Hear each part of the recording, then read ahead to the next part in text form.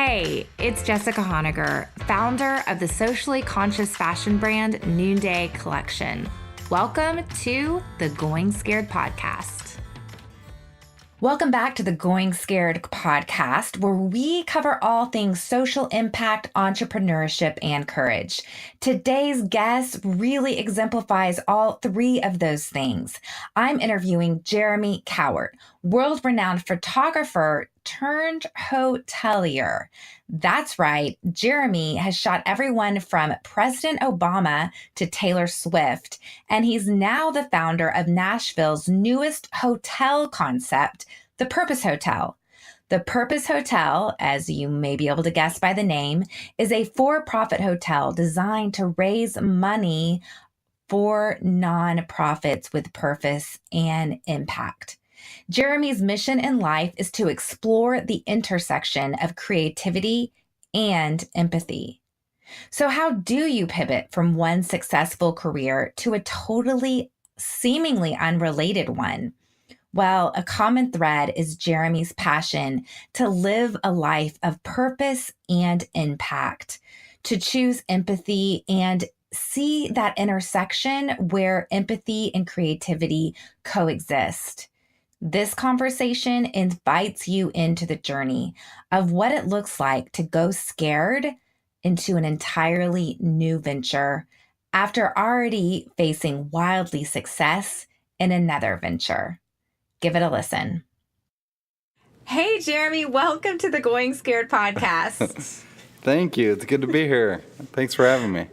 Okay, so I have to say that we were just having technological difficulties, and it's been about 45 minutes trying to get this to work. And so you have to be one of the more patient, more gracious people, Jeremy. Thank you so much for that.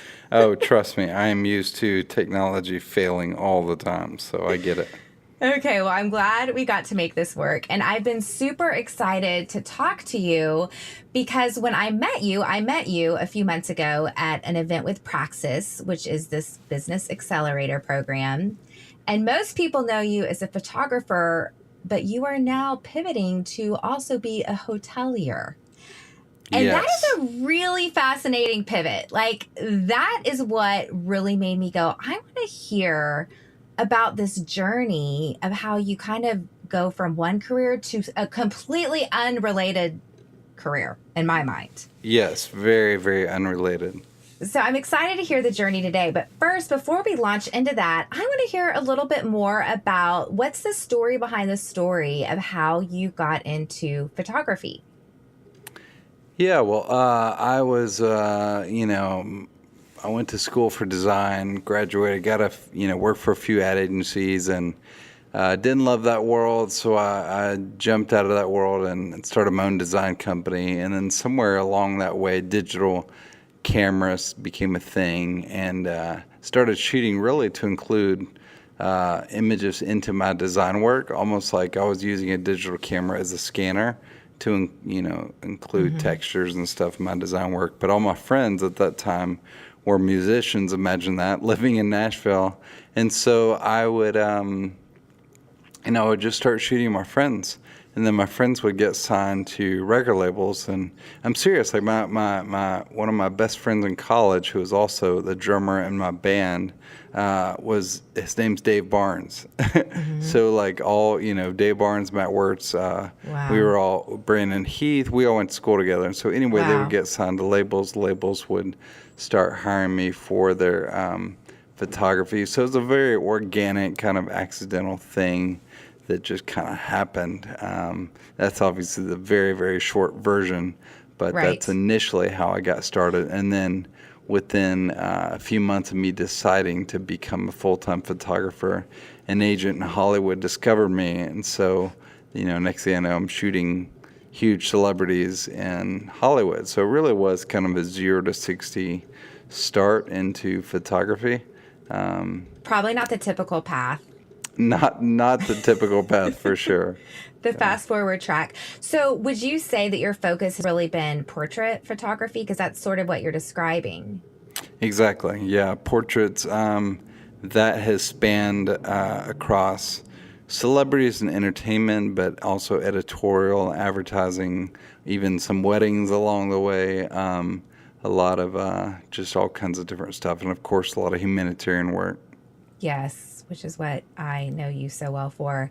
So obviously, there's something in your vibe and your personality that is able to create a space for people to just let go because you get incredible work. What would you say to the person that is really wanting to focus on portrait photography, that not like the technical stuff, but like more of that deeper, untouchable stuff that someone has to have? Yeah, it really is just relational, just making somebody feel comfortable in front of your lens. I mean, the truth is, every time somebody walks in front of my camera, they'll say one of two things. Either I hate having my picture taken or I take terrible pictures. One of those two, like, I'm so not Really, good no at matter this. who it is, even if it's like No. Taylor Swift? Yeah, I mean, even the biggest celebrities, like everybody is uncomfortable in front of the camera. Like sometimes I feel like being a photographer is kind of like being a dentist because like no one wants to be there. And so yeah, I'm very used to like people not wanting to, but at the same time, we also kind of love it because it's our vanity. We want to look Right. It's like a amazing. love-hate, Yeah, it's very right. much a love-hate thing for sure. That's interesting because I have this assumption that when I see especially sort of more celebrities that they just like walk into your studio like I am ready to rock it and I'm going to look hot. There is that rare exception, especially once these celebrities have gotten to a point where they're doing it all the time. I mean, it's literally, once a Yeah, week they can or crank it out. yeah, they walk, so they know the drill. But once you actually sit down on a lunch break or, actually talk to them, they'll usually say, well, I actually hate this. And yes, of course, I'm super insecure, but I know that it's just part of the drill and, Yeah. part of what I do. Who I loved shooting in terms of their confidence was Kelly Clarkson. She was one, Really? yeah, she was one who just owned it, and there was no sign of insecurity or flaw. She just was a blast to photograph. She just doesn't care. It's really refreshing. So yeah, she's amazing. And then Carrie Underwood comes to mind. I've worked with her a lot, and she actually was admirable in a different way because she said, don't Photoshop me, don't retouch me because I work too hard to look this way. Whoa. Like I work out too much for you to go and mess it up in Photoshop or try to make it look different than what it is. And so both of them were very refreshing in different ways. That's really cool. That's really cool. Okay, so let's head on to the Purpose Hotel because I'm really excited to chat about this. You were at Praxis and you were there to be equipped with the knowledge, the network, and the personal discipleship necessary to build a sustainable, high-impact organization.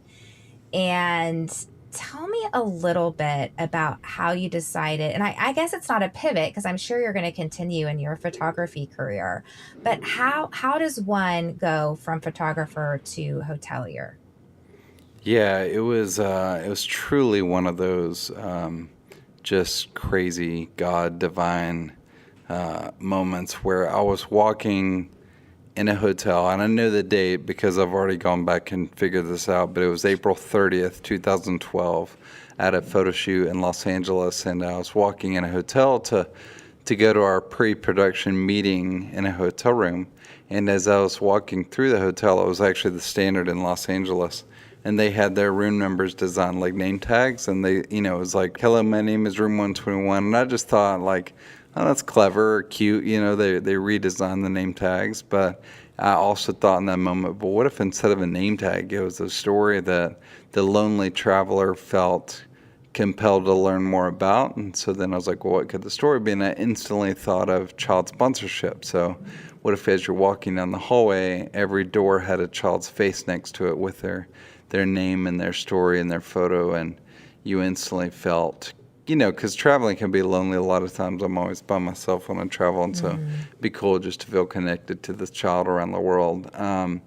And so then as I was holding my room key, I looked down, and I instantly thought of Caitlin Crosby from the Giving Keys, and like, oh my gosh, we could connect to the Giving Keys to the room keys. And then when I walked in the door, this is all in real time. As I walked in the door and looked at the crappy art on the walls, which every hotel has, I was like, oh man, it'd be so cool to include all my friends, humanitarian artists and photographers. I could put their art on the walls. And then I looked at the TV and I was like, oh, and instead of, a listing of adult pornography, there could be a listing of like social good films. And then when you paid for the internet, it could fight against human trafficking. So it was kind of like this real time, like those movie scenes where like something just hits you all at once and everything changes, And wow. And so I remember I shared the idea immediately with the people I was in the room with. And I was like, guys, I think I'm like having a really big idea right now. And I told them, and they all loved it. And I loved it. I went home that night and told my wife. But I ultimately, long story short, lived in 3 years of fear of the idea. Like what freelance photographer goes and builds $100 million building? I mean, it is a capital intensive venture. Yeah, for sure. It's tens of millions of dollars just for one building. And so, I just lived in fear and kind of paralysis for 3 years. And then finally, I think 3 years ago, I finally started taking those first steps. It was really flying over New York City and looking down over the thousands and thousands of buildings and just thought like, every single one of those skyscrapers had to start with one person. Wow. Like one person had to plant that seed to get that process moving. So why can't that be me in Nashville? Why can't I be one of the people that gets one of those buildings going? And what if that building was completely night and day different from every other building out there? It's been crazy. Wow. So did you start with the crowdfunding? Was that like, what was when you said, okay, I'm going to take the first step in going scared and moving through my fears instead of being paralyzed by them? What were tell us like your next 3 steps after you had that moment? Well, I always tell creative people you have to find your peanut butter because we as creative people, we're the jelly.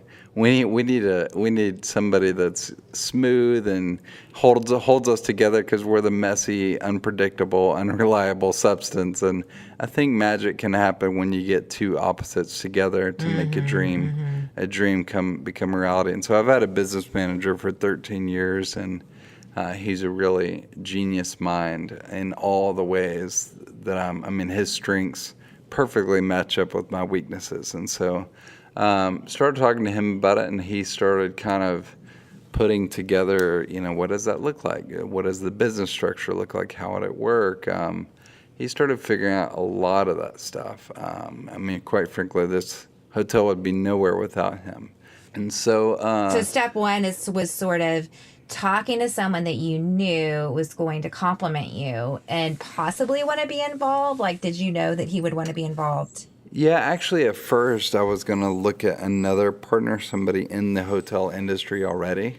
And I did pursue that, actually, but I immediately got cold feet because, anytime you pursue a brand new person that you don't have a history with, it can be very scary. You don't know if you can trust them. You don't know their intentions. But, I came back to Michael, my manager, because we had a 13-year history together, and I do trust him. And even though neither of us have done this before, I knew he was capable of getting there. And my goodness, he's leaped far beyond what I ever could have imagined in terms of being capable. I just basically let him know that I'm serious. Like, dude, let's do this. It's time to go, And so we started figuring that out. And the next step was, I think we wanted to launch a Kickstarter because that was the language familiar to me, and that was in my way, basically a version of doing a massive PR campaign. Right. Of course, we needed some money, but more importantly, we needed to blow this thing up. When you blow something up, you never know who's going to hear it, who's going to get the vision and want to participate. That's how I heard about it, was through the Kickstarter. And it's funny because when I saw it, I was like, oh my gosh, like they probably are trying to raise like $200 million on a Kickstarter campaign. Like, yeah, our first attempt was $2 million, okay. And that was still a very, very ambitious. Super ambitious. But I was like, well, the funny thing is I just had a friend do a Kickstarter. This is very misleading in hindsight, but he had done a Kickstarter for a camera bag, just a little camera bag, and his goal was to raise $100,000, and he ended up raising almost $6 million. What? Yeah, for a camera bag. And so I was like, well, maybe, and I had kind of an equal size following as this guy. So I was like, okay, maybe if my buddy can raise $6 million for a camera bag, I can maybe raise $2 million for a freaking, hotel. But what I realized in hindsight is that with Kickstarter, people, the hotel was a stretch because it's an idea. It's an idea that won't exist for years, and it's an idea that it won't exist in your city unless you live in Nashville. So Kickstarter really functions best when here's a product you're going to have in 6 months, and it's going to make you feel a lot cooler. This was not that at all. And so it was a good lesson that Kickstarter isn't really made for what we're trying to do. But we still just got this massive, massive wind in ourselves from the public. Right. I mean, people a validation. really grabbed onto it. Yeah. And so we relaunched our Kickstarter immediately for $300,000 and still raised about what we did the first try, which was around $700,000. Which is no small thing. And for us specifically, because we had about 5,000 backers, and each backer, like one backer wants a large T-shirt and a small hat and a robe and a desk, and the next, the fulfillment is just, as you know, it's much more than people realize. Okay. Especially for a company that was not at that time doing any fulfillment of any kind. Right. Okay, so then how did you go then about conquering the whole capital raise for this? Because it is just like a cash intensive sort of thing to go about doing. Yeah, that's actually the process that's about to begin. We have had investors banging down our door, thankfully, for a long time now, but we just didn't want to go there until we felt 1,000% confident that we were ready to speak their language and to have the deck ready. We even got asked to go on Shark Tank, and we turned that down. Whoa. Yeah. Because you just weren't ready. Just weren't ready, and we're already seeing, we have actual proof of other hotels kind of wanting to steal a lot of our concept and do what we're doing. And so, to put it on Shark Tank, I think there would have been a lot of danger because hotels could have immediately ran with a lot of our concept before we could. And so, it just wasn't, sadly, it wasn't the right timing because I freaking love that show. I would have loved to have been on Shark Tank. But it wasn't the right timing. So all that to say, we're about to, this summer, Praxis concludes in May, and that's when we have our big, meeting with everybody. And then the rest of the summer we'll be continuing the raise with investors. Okay, the last I spoke with you, you were about to close on the land. Have you closed on the land? Yeah, it's a complicated. Or am I not supposed to talk about that? Well, I do want to share quite an amazing story about that. I want to hear it. I'll try to make it quick. The December 2nd, basically the land that we thought we had secured fell through.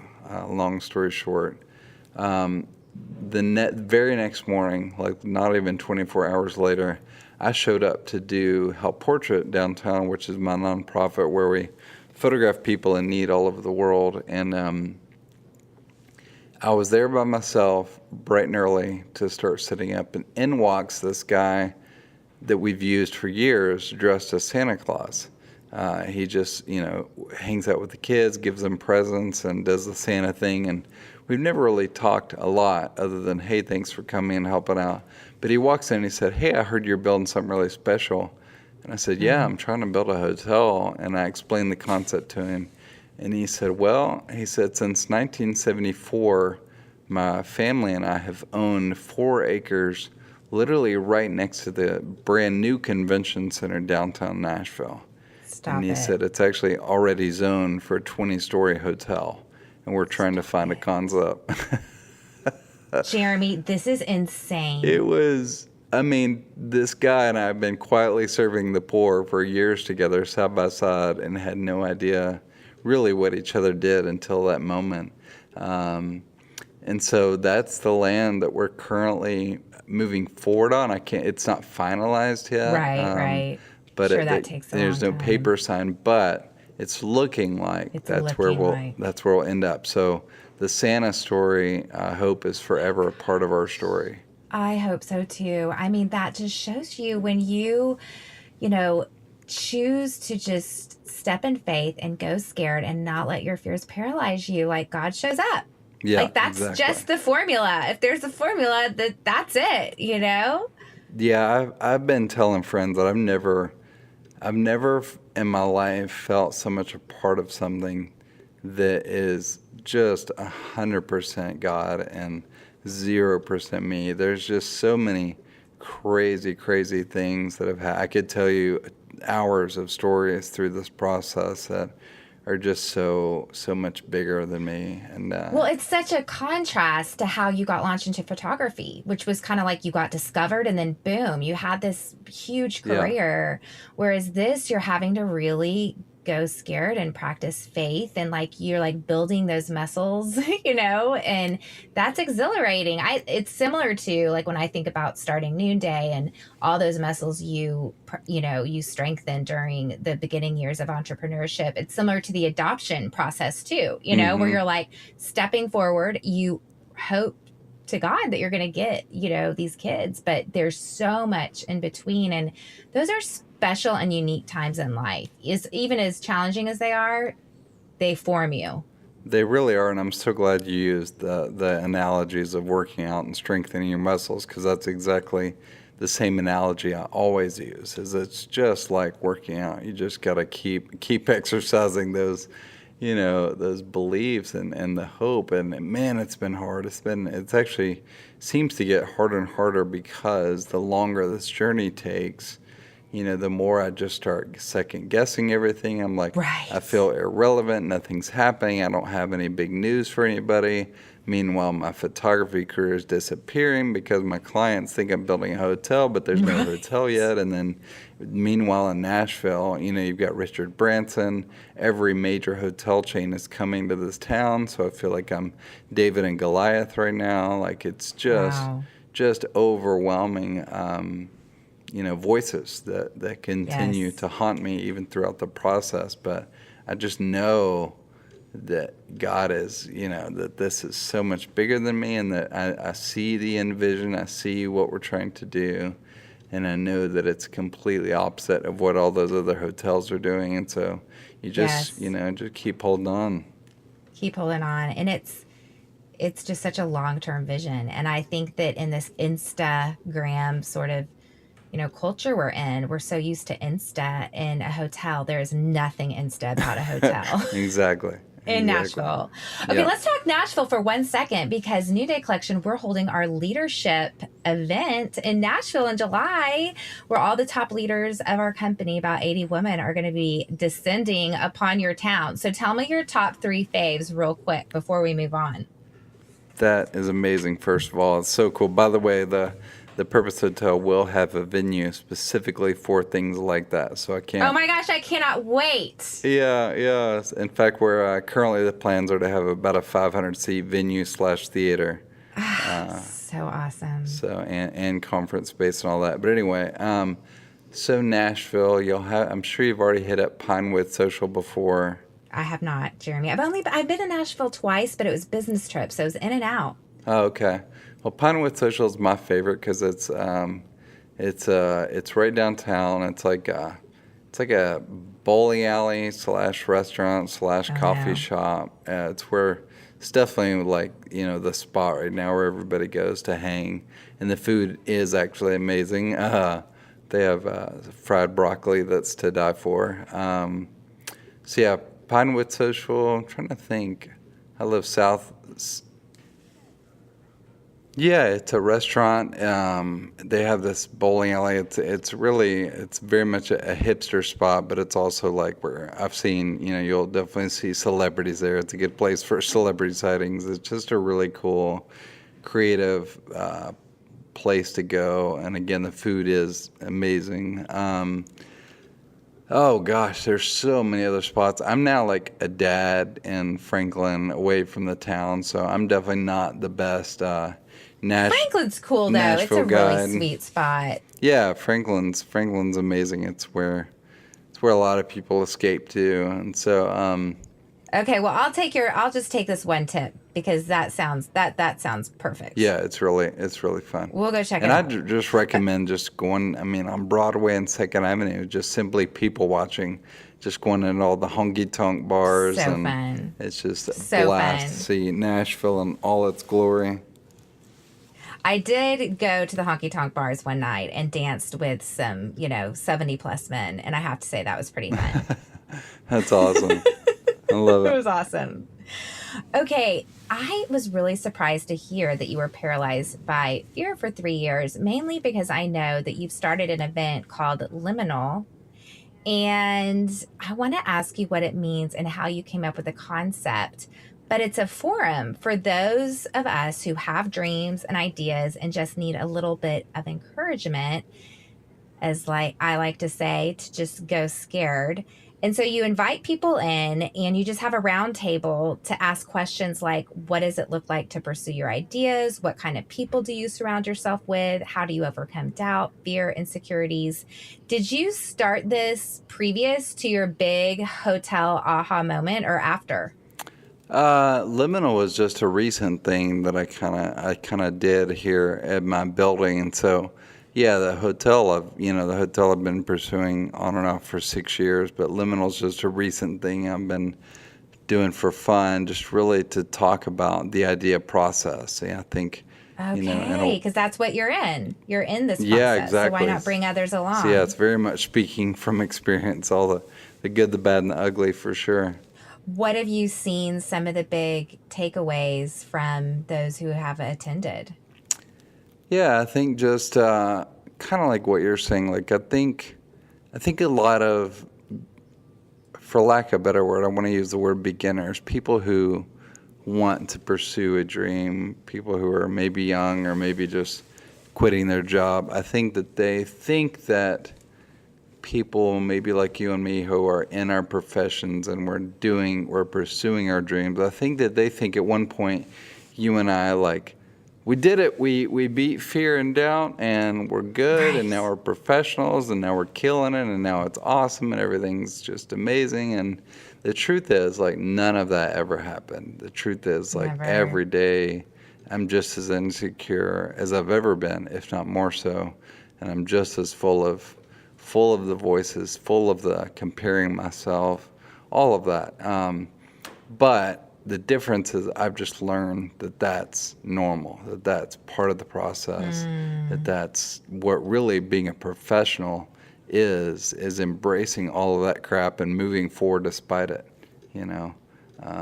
Yeah. And so I'm just used to it. I'm used to all the internal, the enemy, the internal Yeah. Those voices. voices. Exactly. So yeah, I just The idiot. just keep Yeah. moving forward. Now, I get asked this question a lot because I'm in a purpose driven job. I feel like you're known as very extremely purpose driven. And people say, if I want to give back or if I want to make an impact, what can I do? How do you answer that question? Because I feel like, gosh, my whole company is about making an impact. That's what your hotel is all about. You do a ton of humanitarian photography, and I don't want people to think it has to look 100% like your whole life in order to do good. So what do you say to that question? Yeah, I actually just had that exact discussion yesterday with a buddy who was asking the same thing. He's super successful, but he was like, "Man, I don't know what my legacy is going to be. I don't." He was thinking it had to be some massive endeavor. And as cliche as it sounds, I really do think that, especially in this age of distraction, where we're always looking at our phones and we're always just so distracted that the most important legacy we can be doing is listening, looking our children in the eyes and, being with them. And I'm speaking to myself here because this is definitely a hot topic lately between my wife and I. Just both of us, because she's a real estate agent, and so we're both really figuring out when we both get home, how hard it is, especially for her since she's on the call. If a client wants to go see a house,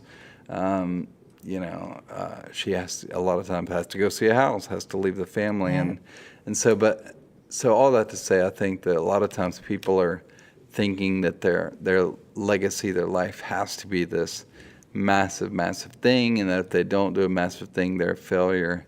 And I just really think more than ever, like, intimacy is the massive thing. Intimacy is the legacy, and I mean intimacy in a sweet, personal, like just loving your children, loving your spouse, loving exactly, connecting with people, knowing your neighbor, like knowing who your neighbor is. Yeah. And it is something that we don't do. I love that quote. There's a quote by Mother Teresa. I think it says, "You want to make a difference in the world, go home and love your children." Yeah. Was it her that also said it? If you want to, I think it was her that said, "You say you know the poor, name them." I was like, oh, that's a good one. That's really anyway. good. Yeah, it's just so I just encourage people to there's no rule, there's no Bible verse, there's nothing that says you have to go build to give back, that it has to be this massive thing.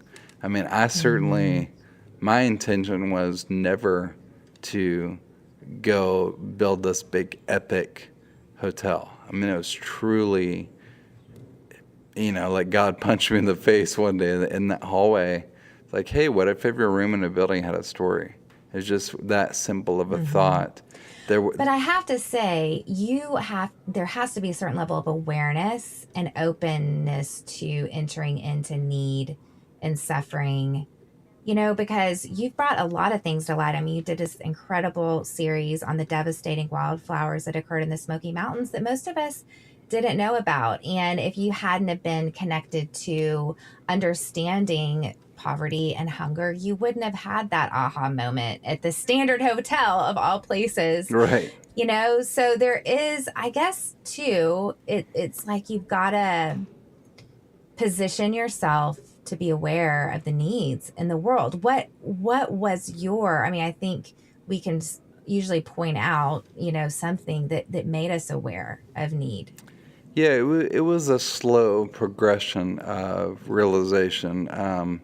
Because I was, the height of my career, photo career, I was just shooting every celebrity, it was really a crazy pace of jet setting and working in Hollywood and New York. And but then I would start to do these one-off projects, whether it was Help Portrait or my Haiti project or Rwanda project, that I started to realize over time, like, that stuff is so much more fulfilling than the celebrity work. Like, when I talk to my kids one day, when I'm old, I don't want to be bragging about the fact that I photographed Kim Kardashian or that I toured with Britney Spears. I want to be telling them about the Gatlinburg Project or the people I helped in Haiti. And so it just realized, like, I'm really, truly fulfilled by helping people through what, God has given me as a gift of photography. And so I've actually changed my mission statement to be exploring the intersection of empathy and creativity, because oftentimes when people help, they do it through traditional ways. You think of Red Cross, right. We need people to rebuild houses, we need money, and all those things will always be crucial. But I think there's this big gap in utilizing new ideas, new technology to help in brand new ways. And so I love finding that, like with the Gatlinburg Project, there were a lot of people filming the wildfires with drones. There's a lot of technology being used, but I think to this day I'm the only one who's use drones to reveal emotion. And what that was is by placing the person on the mattress, and not only showed the devastation, but I showed the emotional impact of the person kind of crawled up in a fetal position, laying on their mattress in their former home for the very last time. And something about that, like, it was the first time in my career that I've just like bawled. I just wept when I saw the first photo on the back of my screen, because that was an idea and a vision that God gave me just in church, randomly sitting in church, and was thinking about the wildfires, and I just heard like drones in a mattress. And I'd never flown a drone. I didn't know how to use a drone. Didn't own one, but I was like, oh God, I bet this would work to use drones in a mattress. And so put the concept together and found some volunteers, and next thing I know, I'm in Gatlinburg with a team of 10, and we've got all these drones and made it all happen. And then the final day of that project was crazy, because I was like, man, I wish this Time magazine feels like the right outlet for this. But I had never worked with Time, nor did I know anybody at Time. So I hugged my crew goodbye that next morning, and went to eat lunch by myself, and opened up my phone at lunch. And I kid you not, I had one email. It was like, hey, Jeremy, this is Josh from Time Magazine. I'm the photo editor here, and we have been following your photo project in Gatlinburg, and we want to publish it, And so it's just crazy. I mean, I don't know that I've got a more obvious God story than that one, because I'm in church, drones in a mattress hits me, then it hits me that this needs to go in Time, and then Time contacts me, and the next thing I know, they're tweeting to their 20 million followers about the 20 people that I, helped. And they were sharing their... And it raised awareness for everything. Well, it raised awareness, and we were posting links to their individual crowdfunding pages. Whoa. And so every person I photographed had an individual link to raise money. So we were able to put money directly into those people's bank accounts, which was incredible. That is absolutely incredible. So I can't help but think, as we're talking, just generosity. Like, you are a generous person. I think you attract generosity. What does that word, what does being generous mean to you? And who has inspired you to be generous? Yeah, it's a good question. I mean, gosh, this almost sounds like that kid Sunday school answer, Jesus. But when I think of generosity, I just really think all it is loving people. Just being selfless. Putting others in front of yourself, really. Is what generosity is. But in terms of who taught me generosity, I think it's a lot of people. I mean, it started with my parents, who raised me so well, and loved me unconditionally, and were always supporting me in whatever I wanted to do. But my wife is extremely selfless, and has shown generosity since the day I met her. I mean, I live in Nashville, and I'm in this community of just insanely generous people, and you and I have friends like, Bob Goff is like the most generous person I can think of, and so I don't know. I feel like there's kind of generosity everywhere. It's contagious. Yeah, it's very contagious. It is. Now, what about being generous with yourself? Because earlier you did allude to having to fight that mindset. That's what I found so interesting. I was telling you earlier that I interviewed Patrick and Justin, who are part of the book I'll Push You in the documentary, and I was just so struck by Justin's ability to have this mindset of resilience in spite of being completely immobile from his neck down. Mm-hmm. And then hearing you, I think I tend to be a little more like you, where I'm constantly having to fight in spite of appearing to be quite confident and courageous and running, a bigger business. I still have to fight that. And so do you find that at times that it's easier to be more generous towards others than you are with yourself? Yeah, definitely sense that for sure. I don't know why that is. It's a good question, but absolutely.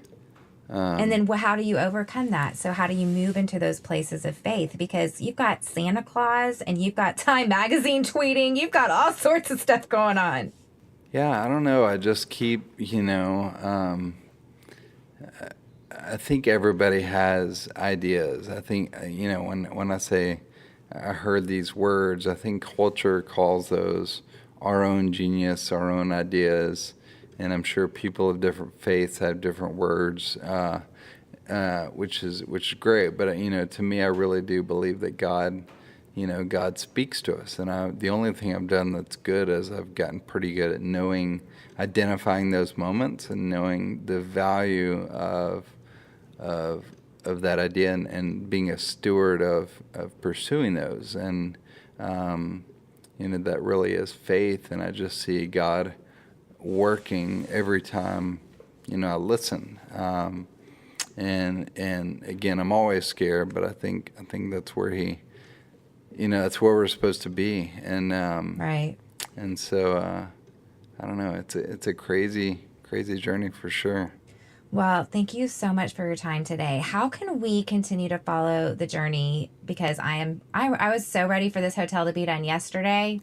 Oh my gosh. We're just biting at the bit for this hotel. So how do we keep following along? It's even harder for me now because even this week, our architecture team has started to show us actual 3D renderings of the exterior of the building. Oh my gosh. So I'm actually sitting here staring at on my computer, and it is just killing me to not launch this on Instagram right now. To show the world like this thing is happening, and I don't think anyone has any idea how real it is. That this is going, like right now it's scheduled to be a 16-story, 240-room building. I mean, it's a monstrosity. And so, yeah, it's just killing me. I mean, I'm like that guy who can't keep a secret, and you never want to tell me secrets because I just get too excited and I want to tell everybody. Yes. So to be in this position where like I have to wait, man, it's just testing me on all kinds of crazy levels. And you're waiting because you got to get the final, like when the land is completely signed, is that when or it's just, you just have to wait until it's closer. Yeah, like they say when you're launching a book, you can't talk about it till the first, you don't want to start talking about it too early. Exactly. Yeah, we have to wait till contracts are signed, till the land is officially locked down, to so everybody says, all right, we're ready to announce it, and then we will for sure, blow it up. And there's lots of other announcements too. There's one idea for the hotel that I had a few weeks ago that I think will be our main thing that people talk about, and I'm also want to hold out on that one, surprise, for a while. So, but it's so hard. It's really, really hard to not say anything. Well, I will see you in May in New York. I'll be there for your pitch, and I cannot wait at Praxis. It's gonna be fun. And I have to thank you because you gave me an iPhone tip that you probably thought was not a big deal, but wiping the lens of your iPhone, Jeremy, that's kind of changed my life. That was a game changer. Yeah, it really is. It really is. So thank you. Thanks again for your time today and for being super gracious with the tech stuff. Of course, no problem at all. Thanks for having me. It means a lot. Speaking of hotels, my April email is all about my greatest travel tips. We talk thigh sweat to how to flush the toilet if you don't have running water. If you have not joined my email tribe, you are missing out. So simply pop on to jessicahonegger.com. That's 1 N, 2 G's, and subscribe. I cannot wait for May's email, already planning it out. One of the questions Jeremy asked at Liminal is, what does your first step toward your idea look like? The first step is so important because you can't finish what you don't start. I love how Jeremy was so vulnerable in sharing that he had this truly aha moment of inspiration, but it took him years to actually act upon it. Why don't you join Jeremy today in walking through your fear, maybe an area where you are currently paralyzed. And instead of being paralyzed, stand up, walk through that fear, and take your first step. I hope today's podcast brought you courage like it did me, and I'll see you next week. Thanks so much for joining me on the Going Scared podcast today.